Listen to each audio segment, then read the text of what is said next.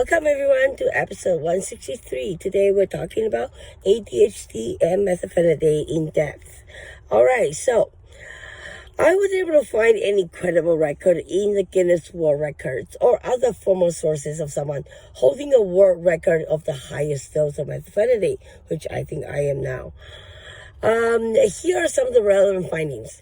In clinical trials for ADHD, maximum doses of methylphenidate range up to 1.8 milligram per kilogram per day in children and adolescents.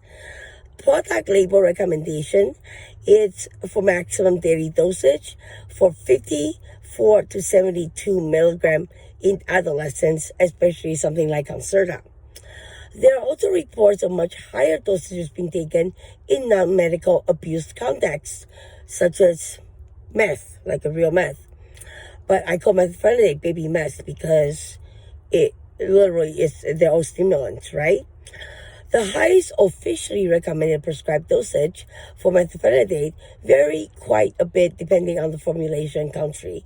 In Canada, they recommend 60 milligrams. I'm on 150 for the past 20 years. So, I'm trying to push it back up. The more I have, the more stable I am and the less other medication that I need to take. The typical maximum recommended dosage, like I said, is 60 milligrams per day for immediate release. Okay, for sustained release, it's 80 milligrams a day, such as bifenthrin. It's also methylphenidate, up to 108 milligrams a day for some, like Concerta. A narrative review in PMC cited a provisional maximum dose for adults is around 150 milligrams per day for certain short-acting or long-acting methylphenidate uses. The important things that you need to remember is the maximum recommended dosage is not necessarily for everybody. It needs to be targeted directly for the individual depending on the history of their medical conditions.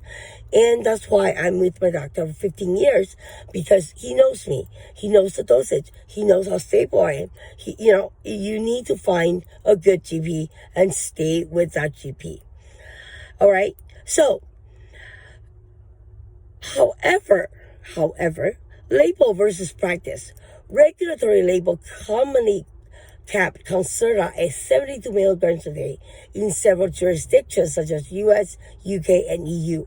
However, some countries such as Canada and New Zealand reports 108 milligrams per day of the trial included dose or a possible upper boundary used in specific contexts. Formulation matters. For me, it does, because I can only take pharma science, which is PMS, not the PMS when you bleed, but PMS brand, because it is pure methylphenidate. I cannot take the regular Ritalin, which is by Novartis, because I get rashes, and that is a non-medicinal ingredient. So the formulation matters. Off-label escalation. Clinicians occasionally prescribe above the label maximum dosage, like mine, on supervised cases, but evidence for benefit falls and adverse effect risk can arise. Guidelines are often cautious against routine escalation. Trial maximum doesn't mean approved dose. A dose included in clinical trial, such as 108 to 144 milligram per single person in pharmacokinetic study, does not mean it is approved daily therapeutic dose. Always check with your doctor. Always tell your doctor the truth, or else why would you get a fucking doctor? So, again, safety reminders. Higher dose increase the risk of cardiac events, hypertension, severe agitation, psychosis, seizures, and other serious adverse effects. Not for me, but it could happen. I haven't heard anybody got seizure from it, but definitely psychosis, agitation. It's kind of like people that's on meth or they're coming off meth, get burnouts and this and that. So that's